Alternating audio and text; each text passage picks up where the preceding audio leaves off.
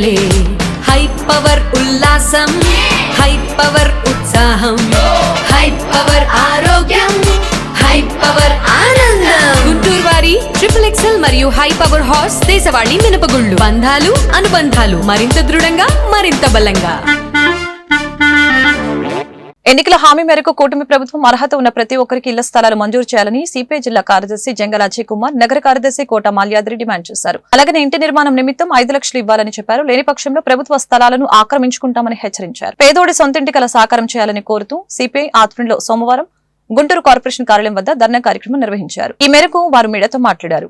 కూటమి ప్రభుత్వం అధికారంలోకి వచ్చి 9 నెలలు గడిచినా ఇచ్చిన వాగ్దానం మేరకు ఎంతవరకు పేదలకు ఇళ్ల స్థలాలు ఇవ్వలేదని ఆరోపించారు. ఇప్పటికే సిపిఐ పక్షాన అర్హత ఉన్న లబ్ధిదారుల లిస్టుని సంబంధిత అధికారులకి అందజేశామని వివరించారు. కార్యక్రమంలో సిపిఐ నేతలు అరుణ్, రావుల అంజిబాబు, జంగాల చైతన్య తదితరులు పాల్గొన్నారు. చంద్రబాబు నాయుడు గారు పట్టణాల్లో ఉండేటటువంటి నిరుపేదలకి 2 సెంట్లు ఇస్తామని, గ్రామాల్లో ఉండే పేదలకి 3 సెంట్లు ఇస్తామని, ఇల్లు కట్టుకోవడానికి 4 లక్షల రూపాయలు ఆర్థిక సాయం చేస్తామని తెలియజేయడం అనేది జరిగింది. ఆ వాగ్దానాన్ని అమలు చేయాలని సిపిఐ ఆధ్వర్యంలో గత 2 నెలలుగా స్థానిక సచివాలయాల్లో, తాలూకా కార్యాలయాల్లో అర్జీలు ఇచ్చేటటువంటి కార్యక్రమాన్ని చేస్తూ ఉన్నాం. అందులో భాగంగానే ఈ రోజున మున్సిపల్ కమిషనర్ కార్యాలయం దగ్గరికి గుంటూరులో రావడం అనేది జరిగింది. ప్రభుత్వం ప్రత్యేకమైనటువంటి దృష్టి పెట్టి నిరుపేదలు నిలవ నీడ లేకుండా అల్లాడిపోతున్నారనేటటువంటి బలమైనటువంటి భావానికి ఈ ప్రభుత్వం వచ్చి తక్షణమే నెరవేర్చాలని సిపిఐ చేస్తూ ఉన్నాం. కమిషనర్ గారికి నిన్న ఈ 2 నెలల నుంచి రాసిన అర్జీలన్నీ కూడా ఇవ్వడానికి రావడం జరిగింది.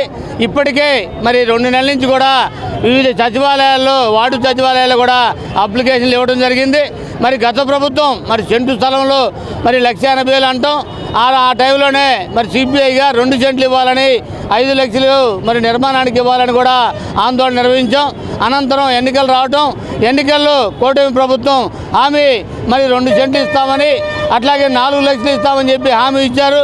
మరి అధికారంలోకి వచ్చి మరి 9 నెలలు అయినప్పుడు కూడా దాని మీద మరి ఇప్పటికి కూడా స్పష్టత లేకుండా ముందుకు రాని పరిస్థితులు సిపిఐగా మరి ఈ 2 సెంట్లు ఇవ్వాలని, 5 లక్షల రూపాయలతోటి గుంటూరు నగరంలో మరి అందరిని కూడా పేదలకి మరి అర్హులుగా చేయాలని కోరుతూ ఈ కార్యక్రమాన్ని నిర్వహిస్తూ ఉన్నాం.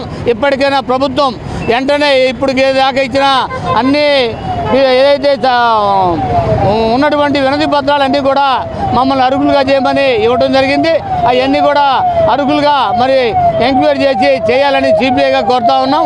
లేని పక్షంలో సిపిఐగా ఆందోళనని మరి కొనసాగిస్తామని కూడా తెలియజేస్తూ ఉన్నాం. ఆంధ్ర రాష్ట్ర వ్యాప్తంగా అర్హులైన పేదలందరినీ కూడా గుర్తించి ఇల్లు లేని నిరుపేదలకి ఇళ్ల స్థలాలు ఇవ్వాలని చెప్పేసి భారత కమ్యూనిస్టు పార్టీ ఆధ్వర్యంలో రాష్ట్ర వ్యాప్తంగా కూడా మరొక మారు సిపిఐ భూ పోరాటాలకు పిలుపునివ్వడం జరిగింది.